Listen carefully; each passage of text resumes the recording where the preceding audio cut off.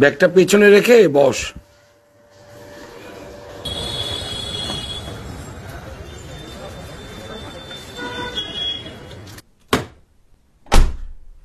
আরে ও গেল কোথায়?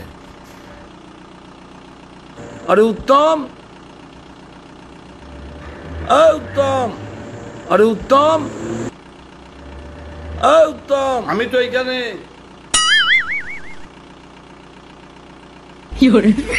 আরে এখানে কি করছিস তুই?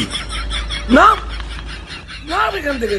আমি হঠাৎ চিন্তা করি যে সোশ্যাল মিডিয়ায় এমন একটা কিছু করব যাতে মানুষ আনন্দ পায়। মানুষ এখন হাসতে ভুলে গেছে। দেখুন, সেই সময়কালের স্টুডিও আর এখনকার স্টুডিও দুটোর মধ্যে আকাশ পাতাল তফাৎ। আমার প্রোফাইলে ফোন নাম্বার দেওয়া আছে, সেই ফোন নাম্বারে ফোন করে বলে, দাদা আজকে কিছু ছাড়লেন না, আমরা সকাল থেকে বসে আছি, আপনি কখন ছাড়বেন? এটাই আমার বড় পাওয়া। আমি আমার ভিডিওতে কোনো এমন কিছু রাখি না, বাজে কিছু রাখি না, যেটা আজকাল খুব হচ্ছে। আমার ভিডিও সপরিবারে ঘরে সবাই বসে ভিডিও একসঙ্গে দেখতে পারবে। বঙ্গ রাজনীতিতে বহু মানুষের সাক্ষাৎকার দেখেছেন। সমাজে বহু মানুষের এরকম রয়েছে যারা সমাজের প্রতি তাদের দায়বদ্ধতা থাকেই, কিন্তু সোশ্যালভাবে তাদের একটা নিজস্ব পরিচিতি রয়েছে। বিভিন্ন সেক্টরে বহু মানুষের কম বেশি আপনারা বক্তব্য শোনেন, কিন্তু আজকে আপনাদের সামনে যাদের সরাসরি আপনাদের সামনে নিয়ে আসবো, সোশ্যাল মিডিয়াতে তিনি এখন যথেষ্ট প্রভাবশালী বলা যেতে পারে। তবে যে মনে করবেন না, কারণ রাজনীতিতে প্রভাবশালী শব্দটা শুনেছেন, তবে সোশ্যাল মিডিয়াতেও প্রভাবশালী হয়। সেই রকম একজন ব্যক্তিত্ব যাদেরকে আপনার অনবরত সোশ্যাল মিডিয়াতে স্ক্রল করলেই আপনি তাকে দেখতে পাবেন। তার বিভিন্ন রকম ছোট ছোট রিলস আসে, যেগুলো সমাজের প্রতি তাদের একটা বার্তা থাকে। এইরকম একজন ব্যক্তিত্ব যার নাম বাবু রায়, ওরফে বাবু কমেডি। সোশ্যাল মিডিয়াতে বহুবার আপনারা দেখেছেন বাবুদাকে। প্রথমেই আমার কাছে যে প্রশ্ন, যে বাবুদা এই প্ল্যাটফর্মটা বেছে নেওয়ার আগে মূলত আপনার কর্মজীবনটা কোথা থেকে শুরু হয়েছিল এবং কীভাবে শুরু করেছিলেন? আমার প্রথম কর্মজীবন শুরু হয় এই ফিল্ম লাইন, মানে ফিল্ম স্টুডিও থেকেই। আমি আগে প্রায় 34 বছর এই ফিল্ম স্টুডিওর সঙ্গেই জড়িত ছিলাম একটা ব্যবসায়িক সূত্রে। তারপর এইভাবে ওইখানে কর্মজীবন চলতে চলতেই প্রায় 21 সাল নাগাদ আমি হঠাৎ চিন্তা করি যে সোশ্যাল মিডিয়ায় এমন একটা কিছু করব যাতে মানুষ আনন্দ পায়। মানুষ এখন হাসতে ভুলে গেছে। তা সেই কারণে আমি চিন্তা করলাম, মানুষকে যদি একটু হাসানো যায় তাহলে এর থেকে বড় পাওনা আর কিছু হয় না। সেই দিন থেকে আমি আমার এই কমেডি শুরু করলাম, এবং আজ আপনাদের বাবা মায়ের আশীর্বাদে, সবার ভালোবাসায় সারা বাংলার লাখো লাখো লোক আমার ভিডিওর জন্য অপেক্ষা করে থাকে আমি কখন ভিডিও ছাড়বো, এবং তারা দেখেও, খুব ভালো ভালো কমেন্টও করে। তো এইভাবে আমার জীবন শুরু। 2021-এ যখন এই পেশাতে এলেন, অবশ্যই এটা এখন পেশা বলা যেতে পারে, যখন এই পেশাতে এলেন তার আগে এই যে স্টুডিও পাড়ার যদি আপনার বহু এমন ঘটনা ঘটেছে যেগুলো আপনার জীবনে আজও একটা দাগ কেটে রয়েছে, সেই রকম ঘটনা যদি একটু, কারণ দর্শকদের সাথে আপনি যখন কোনো রিলস ছাড়েন সেটা সেই তাৎক্ষণিক ব্যাপার, কিন্তু আপনার জীবনে জড়িয়ে থাকা 34 বছরের সেই স্টুডিও পাড়ার সেই কিছু ঘটনা আছে যেগুলো হয়তো যতদিন বেঁচে থাকবেন সেই ঘটনাগুলো মনের মধ্যেই থেকে যাবে। একটু যদি দর্শকদের সাথে শেয়ার করে। দেখুন, সেই সময়কালের স্টুডিও আর এখনকার স্টুডিও দুটোর মধ্যে আকাশ পাতাল তফাৎ। তখন আমাদের একটা প্রোডাকশন মানে সবার সঙ্গে সবার একটা ভ্রাতৃত্ব বন্ধন, সবাই সবাইকে চিনতাম, সবাই সবাইকে ভালোবাসতাম। আমার মনে হয় এখন যে স্টুডিও, এখন স্টুডিওর ওই অনেকেই অনেককে চেনে না। আমাদের সময় আমাদের যেসব ম্যানেজাররা জীবিত ছিলেন, এখন তারা ম্যাক্সিমামটাই নেই। তারা আমরা গেলেই আগে আমাদের প্রথম বলতো, বাবু দুপুরে খেয়ে যাবি কিন্তু। আমার মনে হয় এই জায়গাটা অনেকটাই চেঞ্জ হয়ে গেছে। আর তারপরে ওই সময়টা এমন ছিল, বুম্বাদা পর্যন্ত আমার ভীষণ ভালোবাসতো। বলতো যে মেকআপ ভ্যানে বসে থাকতো, আমি যদি বাইরের থেকে বলতাম যে তুমি গিয়ে বলো বুম্বাদাকে যে একটু বাবু এসছে, একটু কথা বলবে, সঙ্গে সঙ্গে বুম্বাদা ডেকে নিতেন, হ্যাঁ বাবু বল, কি হয়েছে, প্রবলেম কি না। বুম্বাদা এখনো করে, সেটা না, কিন্তু ওই সময়টা আর এই সময়টা আকাশ পাতাল তফাৎ হয়ে গেছে। খুব একটা ভালো পরিবেশ ছিল তখন। ফিল্ম লাইনে কাজ করা মানে আমরা কোনো আউটডোরে গেলে নিজেকে একটা দারুণ মনে হতো। একসঙ্গে একটা পরিবার, একসঙ্গে বসে খাওয়া দাওয়া। এমন হয়েছে বড় বড় শিল্পীরা আমরা সব মাঠে এরকম আউটডোরে ঘাসের মধ্যে বসে সবাই একসঙ্গে খেয়েছি। সেই সব দিন মনে হয় চলে গেছে, হারিয়ে গেছে, এখন আর নেই। এমন কোনো অভিনেতা যারা ৩৪ বছর যখন বলছেন, বহু পুরাতন অভিনেতা অভিনেত্রী তাদের তো সান্নিধ্যে এসেছিলেন। তাদের মধ্যে কাকে কাকে বেশি মনে হয় যাদের আপনাদের মতো যারা এই স্টুডিওর মধ্যে একটা অঙ্গ ছিল? কিন্তু বহু অভিনেতাকে দেখেছি যে খুব একটা টেকনিশিয়ানের অনেকে আছেন যারা হয়তো চা দেয়, কারা হয়তো জল দেয়, কেউ হয়তো লাইটটা করে। তাদের সাথে যে হৃদ্যতা সেটা অনেকের মধ্যেই নেই। কিন্তু আপনার জীবনে এরকম কোনো অভিনেতা রয়েছে যাদের প্রত্যেকেই খোঁজ নিত, ওকে আজকে ওকে দেখলাম না কেন, বা এরকম কাউকে কি মনে পড়ে? তা আমি তো প্রথম নাম বলবো বুম্বাদা, মানে প্রসেনজিৎ চট্টোপাধ্যায়। আমি আমার জীবনের প্রথম থেকে ওনাকে যেটা দেখেছি, কে চা দেয় বা কে জল দেয় বা কে ম্যানেজার, ওনার কাছে কোনো ভেদাভেদ নেই। উনি প্রত্যেককে সমান চোখে দেখতেন। ইভিন ওনার জন্মদিনের দিন কোনো শুটিং থাকলে, এরকম আমার মনে পড়ে ওনার ওই দিন জন্মদিন ছিল, উনি সঙ্গে সঙ্গে পকেট থেকে ২,০০০ টাকা বার করে দিয়ে বললেন, যাও রসগোল্লা নিয়ে এসো। একজনকে বললেন যে রসগোল্লা নিয়ে এসো, সবাইকে রসগোল্লা দাও, আজকে আমার জন্মদিন, সবাই রসগোল্লা খাক। এছাড়া অনেক আর্টিস্ট আছে ভালো, আমি সবাই নাম হয়তো বলতে পারবো না। সেই সময় সৌমিত্র চট্টোপাধ্যায়, উনি আজকে নেই আমাদের মধ্যে, খুব ভালো ব্যবহার করতেন প্রত্যেকেই। ইন্দ্রাণী হালদার, তারপরে আরো প্রচুর আছে, অনেকে মানে ভালোই ছিলেন সবাই, দু একজন বাদ দিলে, আমি তাদের আর নাম বলতে চাই না। এইসব দিনগুলো মনে পড়ে। এরা গরিবের জন্য প্রত্যেকেই অনেক উপকার করেছেন। বিশেষ করে আমার জানা একজন ফাইটার, বিমল নামে ফাইটার, ও একটা গুরুতর অসুস্থ, মানে ক্যান্সারে আক্রান্ত হয়। তার জন্য বুম্বাদা, তার সঙ্গে অনেক শিল্পীরা তাকে অনেক টাকা দিয়ে সাহায্য করেছে। হ্যাঁ, এটা একটা চাক্ষুষ আমার প্রমাণ। তো এইসব দেখে পুরোনো স্মৃতিগুলো মনে পড়ে, ভালোও লাগে। ২০২০ সালে পরে ২০২১, ২০২০-তে যখন এই অতিমারিটা হলো, করোনা পিরিয়ড, এবং সেই করোনা পিরিয়ডে বহু মানুষ তাদের কর্মসংস্থান হারিয়েছে। তো এই করোনা পিরিয়ড কি আপনাকে চোখ খুলে দিয়েছিল যে নিজস্ব একটা কিছু করার, বা নিজস্ব একটা প্ল্যাটফর্ম বানায় যেখানে মানুষের সাথে একেবারে ক্লোজ চলে যাবে? মানুষের এই যে মানুষ হাসতে ভুলে গেছে, এ কথাও তো ঠিক। মানুষ হাসতে ভুলে গেছে, নিজেদের ব্যস্ততাটাকেই সর্বক্ষণে সেটা নিয়েই, সে কাজের ক্ষেত্রে হোক, বাড়িতে হোক, বিভিন্ন সময় নিজেদেরকে নিয়ে ব্যস্ত থাকে, হাসাটা প্রায় ভুলে গেছে। দেখুন, করোনাকাল তো একটা ভয়াবহ দিন। সেই সময় বিশেষ করে অনেকেই কাজ হারিয়েছেন, কিন্তু বিশেষ করে ফিল্ম লাইনের তো খুব ডেঞ্জারাস অবস্থা। তখন কারোর ইনকাম বলতে কিচ্ছু নেই, অথচ তার পেছনে একটা বড় সংসার। এই সংসারটা সে চালাবে কি করে, এই চিন্তা সে শেষ। তখন এদের যতটুকু সামর্থ্য, মানে ফিল্মের ফেডারেশন বলুন বা যেই বলুন, এদের যতটা সামর্থ্য, তারা সেই সাহায্যটুকু মানে টেকনিশিয়ানসদের করেছে। এই প্রত্যেককে টাকা দেওয়া, খাবার দেওয়া, যতটা সম্ভব পড়েছে। কিন্তু সেটা দিয়ে তো সব নয়। তারপরে এরা বাইরে গিয়ে কোনো কাজ খুঁজেছে, খুঁজে ওই কোনো কষ্টে তাদের দিন যাপন করেছে। তখন আমারও কাজ নেই, খুব ভয়াবহ অবস্থা। আমারও একটা সংসার আছে, তা আমিও ভাবছি কী করে চালাবো।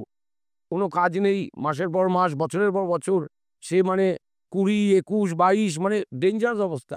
তখন আমি চিন্তা করলাম এই কমেডির ব্যাপারটা, যে এরকম একটা সোশ্যাল মিডিয়াতে যদি আমি কমেডি করি, করে আমি আমার একটা জায়গা তৈরি করি সুন্দর করে, তাতে আমার যদি দুটো পয়সা আসে, সেটা আমার সংসারে লাগবে।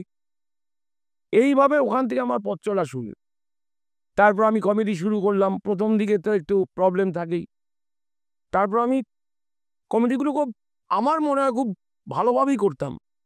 মানে এডিটিং বলুন, অভিনয় বলুন, সব করার পর খুব অল্প দিনে দেখলাম মানুষ কমেডি দেখায় নিয়ে নিল মানে লাখো লাখো লোক আমার কমেডি দেখলো, দেখতে দেখতে এমন হলো শেষে এখন আমাকে অনেকেই কমেন্টে লেখে বা আমার প্রোফাইলে ফোন নাম্বার দেওয়া আছে, সেই ফোন নাম্বারে ফোন করে বলে, দাদা আজকে কিছু ছাড়লেন না, আমরা সকাল থেকে বসে আছি, আপনি কখন ছাড়বেন? এটাই আমার বড় পাওয়া। আর আজকে তো ভগবানের আশীর্বাদ, আপনার বাবা মায়ের আশীর্বাদ যে আমি একটা জায়গায় পৌঁছে গেছি। মানে কি ধরনের কন্টেন্ট করতে আপনি বেশি স্বাচ্ছন্দ্য বোধ করেন? বেসিক্যালি মেইনলি কমেডি, কমেডি কন্টেন্টটাই আমি বেশি করি। তার সঙ্গে আমার কিছু কন্টেন্ট থাকে, এটা হচ্ছে সাধারণ মানুষের জন্য। সাধারণ মানুষ কোথায় কোথায় গেলে বিপদে পড়বে, কোথায় গেলে চিট হবে, হ্যাঁ, বা ভালো কোনো উদাহরণ যে এইটা করলে আপনার জীবনে এই হবে, ভালো হবে, এইরকম কন্টেন্টও আমি খুব করি। আপনার এই কমেডির মধ্যে অনেকগুলো চরিত্র আমরা দেখতে পাই, মানে যারা নিয়মিত আপনাকে ফলো করে অনেক চরিত্র আপনারা দেখতে পাই। এই চরিত্রগুলোর কালেকশন কিভাবে করলেন? এখানে আমি ৭টা থেকে ৯টা পর্যন্ত, ম্যাক্সিমাম ৯টা, আর রাত ৯টা পর্যন্ত আমি বন্ধু-বান্ধবের সঙ্গে একটু আড্ডা মারি। ৯টা বাজলে আমি আর বাইরে থাকি না, আমি ঘরে চলে যাই। ঘরে গিয়ে বসলেই আমার মাথায় একটার পর একটা আসে যে এইটা করলে কিরকম হয়, এইটা তো এরকম করলে বেশ হাসির হবে। ওই ভাবনা চিন্তাটা ভিডিওর মধ্যে তুলে ধরি। তার সঙ্গে আমার সঙ্গে বিশালভাবে সহযোগিতা করে উত্তম। এই উত্তম বসে আছে, ভীষণ সহযোগিতা করে। হ্যাঁ, ওকে আমি যেভাবে বলি ঠিক ঠিক সেইভাবেই করে।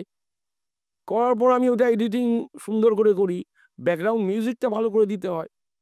একটা জিনিস ভালো না হলে লোকে দেখবে না। কোনো একটা বড় হোটেল, তার রান্নাবান্না ভালো না হলে কেউ একদিন হয়তো খেতে যাবে, দুদিনের দিন খেতে যাবে না। তা সেইভাবে সুন্দর করে করি। গল্পটা ওই রাত্রিবেলা ৯টার সময় আমার ওই গল্পটা মাথায় আসে। মানে চিন্তা করি যে কালকে কি করব, কি ছাড়বো। চিন্তা করতে করতে একটা টপিক বার করলাম যে এইটা করলে কিরকম হবে, এইটা করলে কিরকম হবে। আর বেসিক্যালি কি হয়, উত্তমকে আমি এটা খেয়াল করেছি, উত্তমকে একটু বোকা বানালে দর্শক এটা খুব ভাবে নেয়। মানে আমি খুব চালাক দেখাতে হয়, এটা আমি খুব চালাক, উত্তম খুব বোকা। এটা দেখবেন আগের অনেক ৭০ দশকের বাংলা ছবিতে এরকম ছিল। ওই ছদ্মবেশী নিশ্চয়ই দেখেছেন, উত্তম কুমার আর একদিকে জহর রায়। যেরকম ওই হাতি পুষবো, মরা হাতির দাম ১,০০,০০০ টাকা, সেই সব দিন, স্বর্ণযুগ হাসির। তো ওইগুলো অনেকটা আমার মাথায় ঢোকে এবং সেই সব চিন্তা করে আমি ভাবি নতুন নতুন কিভাবে কি করা যায় যাতে দর্শক ভীষণভাবে হাসে। তার সঙ্গে আরেকটা বড় কথা, আমি আমার ভিডিওতে কোনো এমন কিছু রাখি না, বাজে কিছু রাখি না, যেটা আজকাল খুব হচ্ছে। আমার ভিডিও সপরিবারে ঘরে সবাই বসে ভিডিও একসঙ্গে দেখতে পারবে। ওর মধ্যে এমন বাজে কিছু নেই যেটা ছেলে দেখছে, পাশে বাবা ও লজ্জায় সরিয়ে দিচ্ছে, ক্লিক করে স্ক্রল করে চলে যাবে, সেটা আমি রাখি না। আমি সবসময় চেষ্টা করি পরিবারের সবাই মিলে যেন আমার এই ভিডিওটা দেখতে পায় এবং প্রত্যেকেই হাসে, আনন্দ করে। কারণ আবার বলছি, হাসতে এখন ভুলে গেছে। তো অনেক শয়ে শয়ে হাজার হাজার লোক আমাকে কমেন্ট করে, দাদা হাসতে ভুলে গেছিলাম, এখন আপনি আমাদের একটু হাসান। খুব হাসি, তার জন্য শরীরের মনে হয় অনেক রোগ কমে গেছে। এইটা আমার বড় পাওনা। বাবুদা, এই যে সোশ্যাল মিডিয়াতে যেখানে একটা এখন এই মুহূর্তে সবথেকে বড় একটা প্ল্যাটফর্ম, লোকে সিনেমা হলে সিনেমা দেখতে যায় না, কিন্তু মোবাইলে তারা সিনেমা দেখে। মোবাইলে অনেক ছোট ছোট রিলস আছে, যে রিলসগুলো পুরনো ৯০ দশক ৮০ দশকের গানও সেই রিলসে এআই দিয়ে নতুন করে, অর্থাৎ পুরনো জিনিস নতুন মোড়কে। তো সোশ্যাল মিডিয়াতে এরকম বহু ভিডিও হয়, যে কথাটা আপনি বলছিলেন, যে সাম্প্রতি আমরা দেখেছি যে বহু সোশ্যাল মিডিয়াতে ভিডিও, যে ভিডিওগুলোতে সেখানে নোংরা পোশাক পরে, নোংরা কথা বলে, যেগুলো হয়তো সমাজের কাছে ভুল বার্তা যায়, কিন্তু মানুষ সেটাও দেখছে এবং হিউজ পরিমাণে দেখছে। ভালো একটা কন্টেন্ট দিলেন, মানুষ কিন্তু অতটা গ্রহণ করলো না। কিন্তু ওই ধরনের কন্টেন্ট, তাহলে মানুষের রুচির কি বদল হয়ে যাচ্ছে, কি মনে হয়? আর যারা এই ধরনের কন্টেন্ট করছেন তাদেরকে আপনি কি বলতে চাইবেন? দেখুন, এটা আমি মানুষের রুচির বদল হচ্ছে আমি বলবো না। আমি বলবো ওই মানুষগুলোকে বোঝাতে হবে যে আপনারা এই বাজে কিছু দেখবেন না, ভালো কিছু দেখুন। হ্যাঁ, আর তার সঙ্গে ওই মানুষগুলো যারা দেখছে বা যারা করছে এই নোংরামিগুলো করছে, তাদের আপনি খেয়াল করে দেখবেন ওরা বেশি দিন সোশ্যাল মিডিয়াতে টেকে না, টিকবেও না, টিকতে পারেও না। কারণ আপনি যখন আপনার ঘরে পৌঁছচ্ছেন তখন কিন্তু ওই ভিডিওটা আসলে আপনি স্ক্রল করে দিয়ে চলে যাবেন, আপনি দেখবেন না, বা আপনার পরিবারের কেউ দেখবে না। তো ওদের তো আর বারণ করে লাভ নেই। ওরা ভাবছে আমরা বোধহয় এই বাজে কিছু করেই একটা বিশাল জায়গায় পৌঁছতে পারবে না। কোনো ভালো কিছু করুক, দেখবেন সে ঠিক ঠিক তার জায়গায়, যতদিন না সে মরে যায়, জীবিত থাকে, ততদিন তার ভিডিও লোকে দেখবে। কিন্তু এদের ভিডিও দেখবে না বেশি দিন না, এক সময় দেখতে দেখতে একঘেয়েমি চলে আসবে যে এই মহিলাটা এই এত বাজে নোংরা ড্রেস, নোংরা পরা, হ্যাঁ, তার ওই সত্যি কথা বলতে কি তার শরীরের ওই কিডনি, লাং আর ছাড়া আর শরীরে কিছু নেই। শরীরের মধ্যে শুধু ওই কিডনি, লাং বা এইসবগুলোই আছে, আর কিছু নেই। তো ওইগুলো কিছু লোক হয়তো দেখে, অনেক লোকই দেখে। আমি তাদের অনুরোধ করব, এইসব দেখে তাদের উৎসাহ দেবেন না। আপনারা ভালো ভিডিও দেখুন, দেখলে আপনাদের ভালো লাগবে, মন ভালো হবে, সেই সব ভিডিও দেখুন। এই বাবুলার কমেডি চরিত্রে অন্যতম একটা চরিত্র রয়েছে।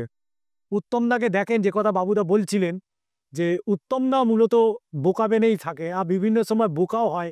যারা বাবুদার ভিডিওগুলো দেখেন তারা সেটা দেখেছেন। আমার সাথে রয়েছে উত্তমবাবুও রয়েছেন আমার সাথে। উত্তমদার কাছেও সরাসরি যাব, কারণ উত্তমবাবু এই বাবুদার কমেডির চরিত্রে অন্যতম একটা চরিত্র, এবং উত্তমদার কাছে সরাসরি চলে যাব। আপনি কি সত্যি বোকা? বোকা না, বোকা অভিনয় করি। আপনি নিজেকে চালাক মনে করে? চালাকও বলবো না, মিডিয়াম। মিডিয়াম। উত্তমদা আপনি কি করেন? আমি স্টুডিও প্রোডাকশনে কাজ করি, তাই চা জল দিই, এইসব করি, হাঁটি করে খাবারটা বেঁধে দিই, এসবই কাজ করি। আপনারও তো তাহলে হ্যাঁ, আমার চায়ের দোকান আছে একটা, নইর দোকানে থাকি।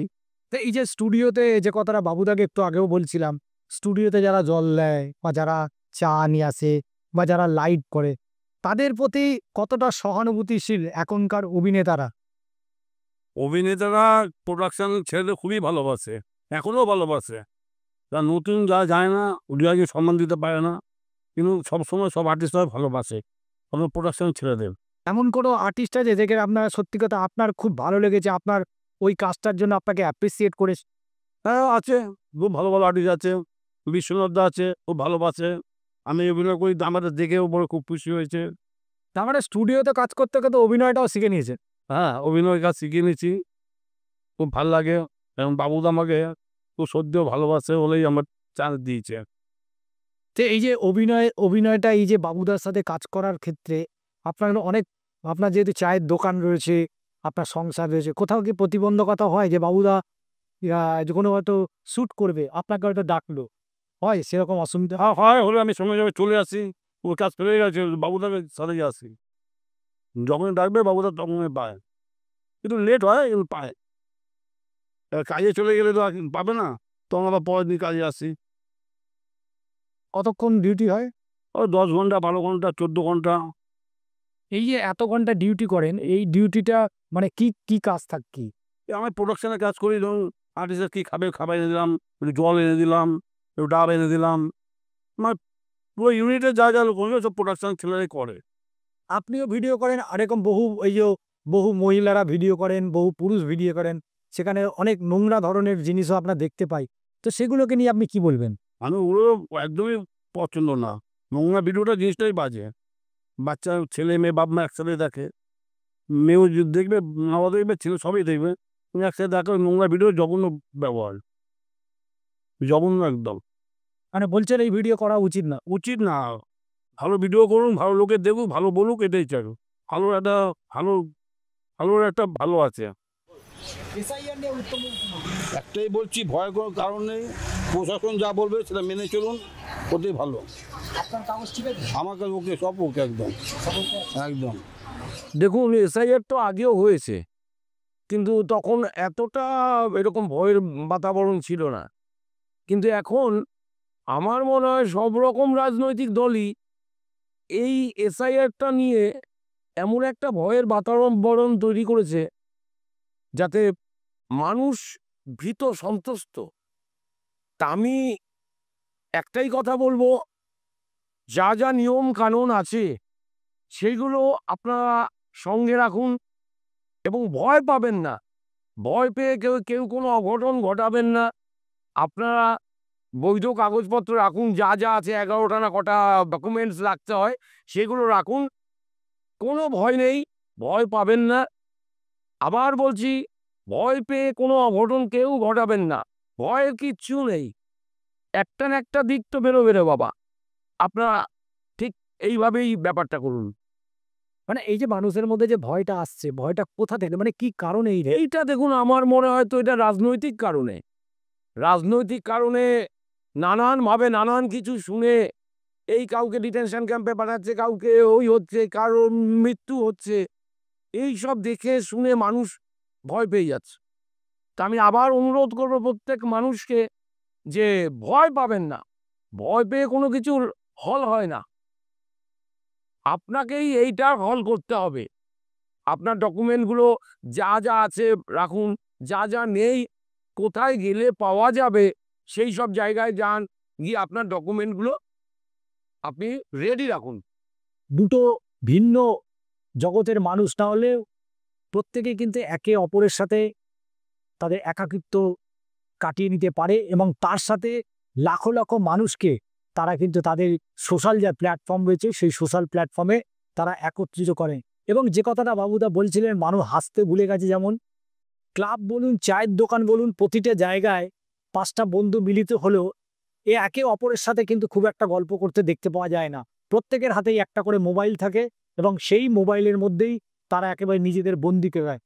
ফলে সামাজিক ক্ষেত্রে বহু আলোচনা থাকতে পারে, সেটা ফুটবল হতে পারে, ক্রিকেট হতে পারে, রাজনীতি হতে পারে, কিন্তু সেই আলোচনাটা যেন সেই 90-এর দশকের চায়ের দোকান বা পাড়ার আড্ডায় সীমাবদ্ধ হয়ে গেছে। সেটা কিন্তু আর নতুন প্রজন্মের কাছ থেকে হাত ধরে আর ফিরে আসেনি। তবে বাবুদার মতন বা উত্তমদার মতন এইরকম সোশ্যাল মিডিয়াতে যারা নতুন নতুন ক্রিয়েটিভিটি নিয়ে ভাবে বা নতুন নতুন ভাবনায় ভাবে, যেটা মানুষ তারা এনজয় করে, আনন্দ করেন, এইটাই আগামী দিনে আমরাও চাইবো বাবুদা বা উত্তমদার ভিডিও আরও মানুষ দেখুক, তাদের কর্মজীবন এবং সেখান থেকে তাদের অর্থনীতি আরও খানিকটা উন্নত হোক, সেই কামনা করেই আজকের পর্ব এখানেই শেষ করছি। আবারও আপনাদের সাথে দেখা হবে আরও কোনো এরকম নতুন মানুষ নিয়ে